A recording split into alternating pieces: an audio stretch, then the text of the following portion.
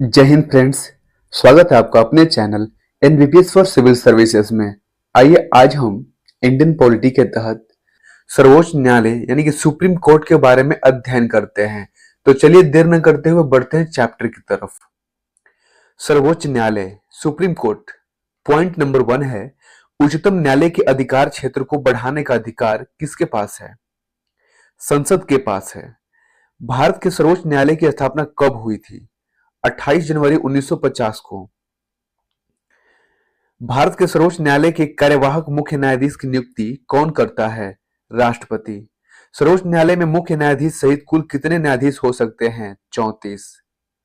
दूरसंचार विवाद निपटान एवं अपील अधिकरण telecom dispute settlement and appellate tribunal TDSAT के निर्णयों को केवल सुप्रीम कोर्ट में चुनौती दी जा सकती है। उच्चतम न्यायालय वेतन का निर्धारण किसके द्वारा किया जाता है? संसद द्वारा। सर्वोच्च न्यायालय के न्यायाधीशों की नियुक्ति किसके द्वारा की जाती है? राष्ट्रपति के द्वारा।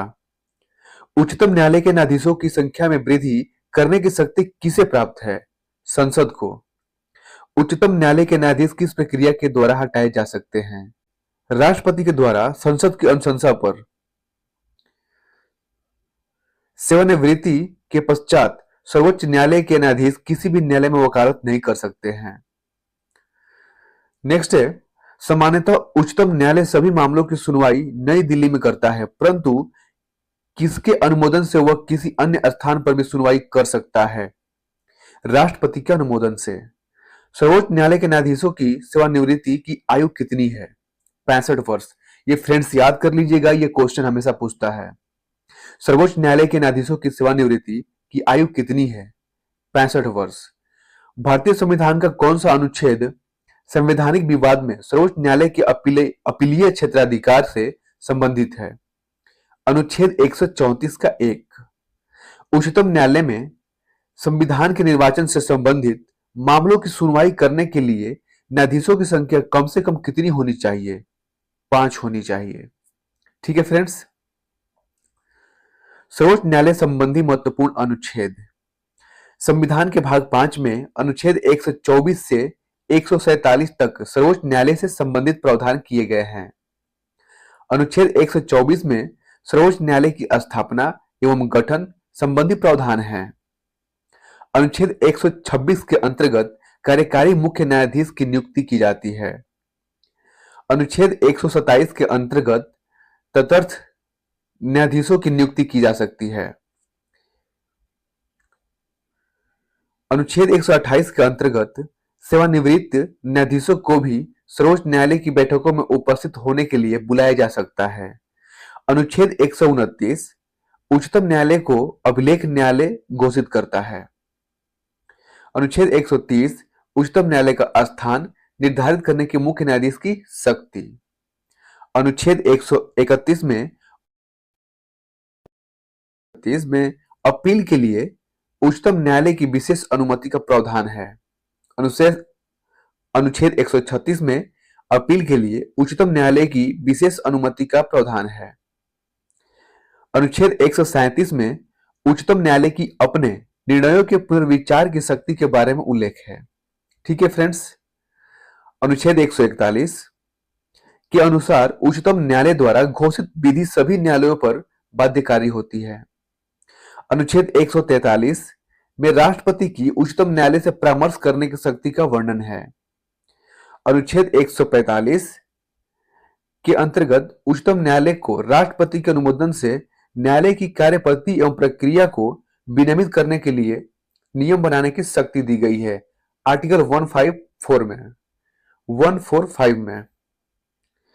अनुच्छेद 146 के अंतर्गत उच्चतम न्यायालय के अधिकारियों एवं सेवकों की नियुक्ति संबंधी प्रावधान किए गए हैं। आर्टिकल 146 में। आइए नोट में देखते हैं, सुप्रीम कोर्ट के न्यायाधीशों के वेतन भत्ते व पेंशन भारत के संचित निधि पर भारित होते हैं। केंद्र और राज्यों के मध्य होने वाले विवादों का निर्णय करने की भारत के उच्चतम न्यायालय की शक्ति आती है। कहां से आती है फ्रेंड्स? इसकी मूल अधिकारिता के अंतर्गत दी गई है। उच्चतम न्यायालय ने संविधान के मूल ढांचे का सिद्धांत किस बात में प्रतिपादित किया था केशवानंद भारती बनाम केरल राज्य 1973 में। केवल सर्वोच्च न्यायालय में तटस्थ न्यायाधीशों की नियुक्ति का प्रावधान है। संविधान का कौन सा अनुच्छेद उच्चतम न्यायालय को उसके द्वारा दिए गए निर्णय अथवा आदेश के पुनर्विलोकन हेतु अधिकृत करता है? अनुच्छेद 137, आर्टिकल 137। भारत में संविधान की मूल संरचना, बुनियादी ढांचा के सिद्धांत का स्रोत है न्यायिक समीक्षा। संविधान की व्याख्या करने का अंतिम अधिकार किसे है? सर्वोच्च न्यायालय को। उच्च न्यायालय और उच्चतम न्यायालय की अधिकारिता के अंतर्गत कौन से मामले आते हैं? मूल अधिकारों का वर्णन। इस टॉपिक को याद कीजिएगा फ्रेंड्स, ये बहुत ही इंपॉर्टेंट है। भारतीय संविधान का संरक्षक कौन है? सर्वोच्च न्यायालय। ठीक है फ्रेंड्स। न्यायाधीशों को प्राप्त उन्मुक्तियां, अनुच्छेद 1 से 21, आर्टिकल 121 उच्चतम न्यायालय तथा उच्च न्यायालयों के न्यायाधीशों के आचरण के संबंध में संसद में चर्चा पर प्रतिबंध लगता है। इसके अनुसार उच्चतम न्यायालय तथा उच्च न्यायालयों के किसी न्यायाधीश द्वारा अपने कर्तव्य के निर्वहन में किए गए किसी आचरण के विषय में संसद में कोई चर्चा नहीं होगी, किंतु जब ऐसे न्यायाधीश को हटाने के प्रस्ताव पर संसद में विचार चल रहा हो तो उससे संबंध आचरण पर संसद में चर्चा की जा सकेगी। ठीक है फ्रेंड्स। न्यायालय की अवमानना।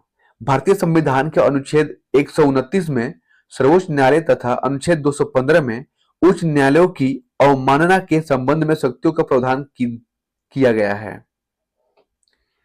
न्यायाधीशों पर प्रतिबंध, रिस्ट्रिक्शन ऑन जज। कोई व्यक्ति जो उच्चतम न्यायालय का न्यायाधीश रह चुका है, भारत में किसी न्यायालय या प्राधिकारों के समक्ष वकालत या कार्य नहीं कर सकता है। ठीक है फ्रेंड्स, ये लिखा हुआ है अनुच्छेद 124, अनुच्छेद 124 में, आर्टिकल 124 में, उपबंध 7 में। भारत के प्रथम दलित मुख्य न्यायाधीश कौन थे? न्यायमूर्ति केजी बालकृष्णन। संविधान की व्याख्या से संबंधित सभी विवाद सर्वोच्च न्यायालय के समक्ष किस अधिकारिता के अंतर्गत आते हैं? प्रारंभिक क्षेत्राधिकार के अंतर्गत। कानूनी मामलों पर उच्चतम न्यायालय में किसे परामर्श लेने का अधिकार है? कानूनी मामलों पर उच्चतम न्यायालय से किसे परामर्श लेने का अधिकार प्राप्त है? राष्ट्रपति को। ठीक है फ्रेंड्स। मूल अधिकार व्यक्ति को जैसा उसे सबसे अच्छा लगे उस तरह अपनी जिंदगी की रूपरेखा तैयार करने के लिए सक्षम बनाते हैं। यह धारणा गोलकनाथ बनाम स्टेट ऑफ पंजाब में उच्चतम न्यायालय ने व्यक्त की थी। भारतीय संविधान के किस अनुच्छेद के अंतर्गत सर्वोच्च न्यायालय भारतीय नागरिकों के मौलिक अधिकारों की सुरक्षा करता है? अनुच्छेद 32 के तहत। ठीक है फ्रेंड्स, ये इंपॉर्टेंट आर्टिकल है, आर्टिकल 32। सर्वोच्च न्यायालय के अपीलीय क्षेत्राधिकार को 4 भागों में बांटा जा सकता है। पहला, संवैधानिक विषयों से जुड़े अपीलें, अनुच्छेद 132।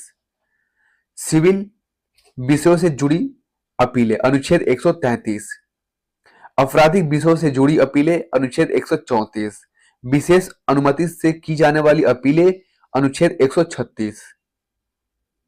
सर्वोच्च न्यायालय के न्यायाधीश नियुक्त होने के लिए किसी व्यक्ति को कम से कम कितने वर्ष तक उच्च न्यायालय में वकालत करनी चाहिए? 10 वर्ष तक। इसका आंसर होगा 10 वर्ष तक। न्यायिक पुनर्वलोकन का अर्थ यह है कि सर्वोच्च न्यायालय राज्य के ऐसे कानून जो संविधान के विपरीत हो उसे असंवैधानिक घोषित कर सकता है।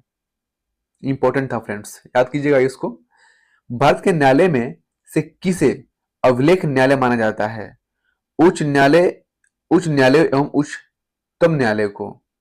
भारत के न्यायालयों में से किसे अभिलेख न्यायालय माना जाता है? उच्च न्यायालयों एवं उच्चतम न्यायालय को। लोकहितवाद पील की संकल्पना का उद्गम किस देश से हुआ था? लोकहितवाद PIL की संकल्पना का उद्गम किस देश से हुआ था? संयुक्त राज्य अमेरिका से। भारत का सर्वोच्च न्यायालय एक अभिलेख न्यायालय है। इसके सभी निर्णयों का साक्ष्यात्मक मूल्य होता है और इस पर किसी भी न्यायालय में प्रश्न नहीं लगाया जा सकता है।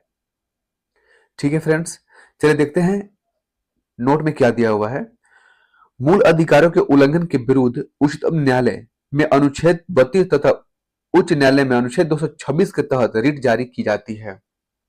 और रिट 5 प्रकार की होती है फ्रेंड्स, ये आगे पढ़ने के लिए मिलेगा। धन्यवाद फ्रेंड्स, उम्मीद करता हूं ये चैप्टर आपको अच्छा लगा होगा। इस वीडियो को 1 से या 2 बार देख लीजिएगा, ये चैप्टर आपको बिल्कुल याद हो जाएगा। फ्रेंड्स, अगर वीडियो अच्छा लगे तो प्लीज इस चैनल को सब्सक्राइब करें और अपने दोस्तों के पास शेयर करें। फ्रेंड्स, इसका पीडीएफ डिस्क्रिप्शन बॉक्स में दे दिया जाएगा, जाकर के वहां से डाउनलोड कर ले। धन्यवाद फ्रेंड्स, मिलते हैं अगले चैप्टर में।